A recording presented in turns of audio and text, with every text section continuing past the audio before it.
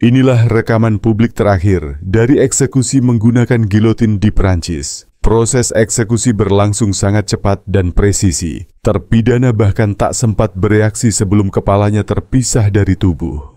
Alat raksasa setinggi 4 meter ini, dengan pisau besar berbentuk trapesium yang tergantung di tengah, cukup menakutkan hanya dengan melihatnya. Gilotin adalah alat utama dalam sejarah pemenggalan di Prancis. Dan inilah kisah terpidana terakhir yang dieksekusi secara publik dengan gilotin. Namanya Eugen Weidmann, lahir pada tahun 1978 di Frankfurt, Jerman. Ketika Perang Dunia Pertama pecah, dia dikirim ke Prancis untuk tinggal bersama kakek neneknya, jauh dari orang tuanya. Namun bukannya menjadi lebih baik, masa kecilnya justru membentuk pemberontak dalam dirinya. Dimanja oleh kakek nenek dan tanpa pengawasan ketat, Weidmann tumbuh menjadi liar dan mulai terjerumus ke dunia kejahatan. Awalnya, dia hanya mencopet dompet di jalanan, tapi seiring dengan meningkatnya kepercayaan dirinya, kejahatannya pun makin brutal. Dari pencopetan, berubah menjadi perampokan bersenjata, hingga akhirnya ia ditangkap dan dipenjara. Namun hal yang paling mengerikan justru terjadi di dalam penjara. Kurang dari sebulan setelah dijebloskan, Weidmann membentuk geng dengan 2 narapidana lain. Mereka bersumpah akan melanjutkan aksi kriminal bersama setelah bebas. 5 tahun kemudian, mereka keluar penjara dan tinggal bersama di sebuah villa mewah di Saint-Cloud. Semuanya dibiayai dari hasil kejahatan.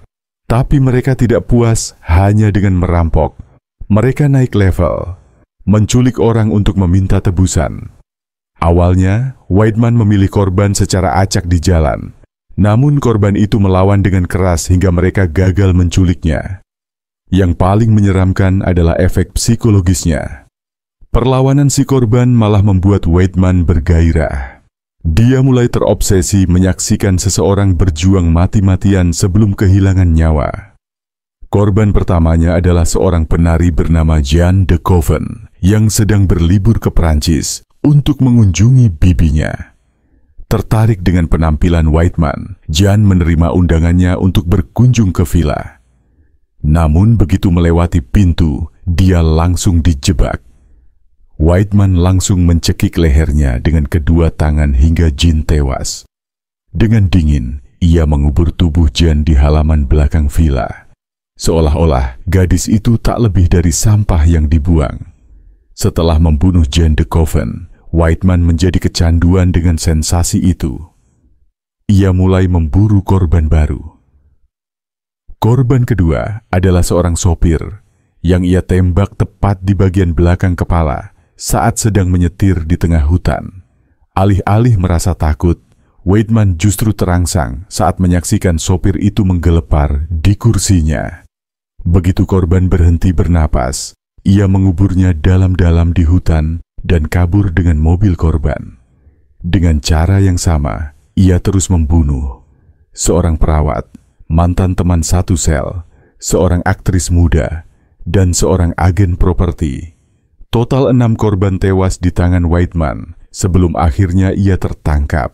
Proses penangkapannya pun dramatis. 3 polisi terluka dalam baku hantam. Akhirnya, dalam pergumulan sengit, salah satu petugas berhasil memukul Weidmann dengan palu, membuatnya tersungkur dan akhirnya ditangkap. Di pengadilan, Weidmann tidak menyangkal semua pembunuhan. Ia hanya menyatakan satu penyesalan. Yang aku sesali hanyalah membunuh Jean de Coven. Dia terlalu lembut, tak berdadaya. Ketika aku mencekiknya, tubuhnya jatuh seperti boneka. Akhirnya, hakim menjatuhkan vonis hukuman mati kepada Weidmann. Eksekusinya akan dilakukan dengan gilotin untuk memastikan kepalanya langsung terpisah tanpa ampun. Sebelum eksekusi dimulai, para sipir melakukan pemeriksaan menyeluruh terhadap gilotin. Pertama, mereka memasang 2 tiang kayu raksasa setinggi lebih dari 4 meter dan mengencangkannya dengan baut baja. Di atas tiang itu, digantung pisau besar seberat antara 20 hingga 60 kg untuk memberikan daya jatuh maksimum. Di bawahnya, ada papan kayu dengan lekukan berbentuk setengah lingkaran. Tempat kepala narapidana dikunci agar tidak bergerak selama pemenggalan. Semua disiapkan dengan presisi yang menyeramkan. Di atas papan kayu itu, ada satu bagian tambahan yang bisa diputar 45 derajat. Fungsinya adalah menyesuaikan posisi kepala si tahanan sebelum eksekusi dilakukan. Akhirnya, para sipir membawa sebuah peti kayu yang disegel rapat. Di dalamnya terdapat sebuah pisau trapezoidal yang sangat tajam, seberat 10 kilogram. Begitu pisau itu dipasangkan ke mekanisme gilotin, para sipir menggunakan tali untuk mengaitkannya pada pengait di bagian atas tiang gilotin. Saat semuanya sudah dipasang sempurna, mesin kematian itu pun siap digunakan. Pada tanggal 17 Juni 1933, setelah 2 tahun mendekam dalam penjara, Weidman akhirnya dijadwalkan untuk dieksekusi mati. Meskipun ia tahu hari itu pasti akan datang, ketakutan tetap menyelimuti tubuhnya. Ia bersandar ke dinding dengan napas terengah-engah. Lorong selnya sunyi senyap seperti kuburan. Satu-satunya suara hanyalah deru napasnya yang panik. Tepat pukul 03.10 dini hari, kepala penjara, hakim, pastor, dan beberapa penjaga datang menjemputnya untuk perjalanan terakhir.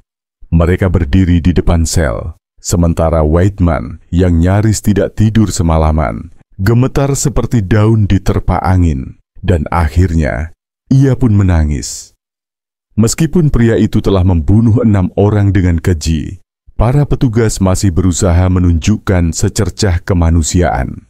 Kepala penjara menepuk bahunya dengan lembut, mencoba menenangkannya.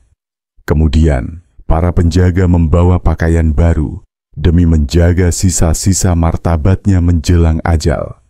2 sipir mulai menggiring Weidman menuju lokasi eksekusi. Namun di sepanjang perjalanan, matanya penuh keputusasaan, tubuhnya meronta-ronta, dan ia terus mencoba melepaskan diri dari genggaman. Akhirnya, mereka sempat membawanya ke sebuah ruangan, tempat di mana ia diberi kesempatan terakhir untuk menulis. Di ruangan itu, Weidman diberi kesempatan menulis surat terakhir untuk orang-orang yang ia cintai. Namun pikirannya kosong dan tangannya begitu lemah hingga tak sanggup lagi menggenggam pena. Karena itu, para penjaga segera menggiringnya ke ruang doa. Melihat bahwa ajalnya semakin dekat, kedua kakinya terus gemetar hebat. Jika tidak ditopang oleh para penjaga, ia pasti sudah roboh ke lantai. Di dalam ruangan, sang pastor memimpin upacara doa singkat, ritual terakhir sebelum eksekusi. Setelah itu, emosi Weidman meledak. Ia meronta, menolak mati, hingga 4 petugas harus menahannya dengan paksa. Mereka mengikat tubuhnya dengan tali dan memaksanya berlutut ke tanah. Salah satu sipir menawarkan segelas anggur terakhir, tapi Weidman bahkan tak sanggup menyentuhnya. Lalu mereka menyalakan sebatang rokok, ritual tradisional sebelum kematian. Untuk memastikan pisau gilotin jatuh tanpa hambatan, mereka melepas jas tahanan dan menggunting bagian kerah bajunya, menyingkap lehernya yang telanjang. Dan saat itulah pintu ruang eksekusi terbuka perlahan. Tepat di hadapannya, terbentang gilotin setinggi 4 meter, dingin, mengerikan, tak terhindarkan. Meski ia telah bersiap secara mental, Weidman tetap membeku ketakutan. Tubuhnya diangkat ke atas platform, kepalanya diposisikan di dalam lubang bundar di meja eksekusi. Dengan satu aba-aba, operator menekan tuas pelepas. Pisau raksasa itu meluncur deras dan tajam, dan dalam sekejap, kepala Weidman terpenggal sempurna. Kerumunan yang menyaksikan berteriak sorak-sorai. Banyak dari mereka bergegas mendekat dan membasahi saput tangan mereka dengan darah Weidman, karena darah itu dipercaya memiliki kekuatan magis. Saat itu, masyarakat masih percaya bahwa darah dari seorang terpidana mati dapat membawa keberuntungan. Namun setelah eksekusi Weidman, pemerintah Prancis mulai menyadari adanya masalah serius. Pemenggalan kepala di depan umum ternyata tidak lagi memberikan efek jera bagi masyarakat. Sebaliknya, hal ini justru memicu kebiasaan buruk dan rasa haus akan tontonan berdarah. Apalagi, Dengan meningkatnya seruan global untuk hak asasi manusia, banyak pihak mulai menganggap bahwa terpidana mati tidak seharusnya dijadikan tontonan publik. Akhirnya, Weidman pun tercatat dalam sejarah sebagai narapidana terakhir yang dieksekusi secara terbuka dengan gilotin di Prancis.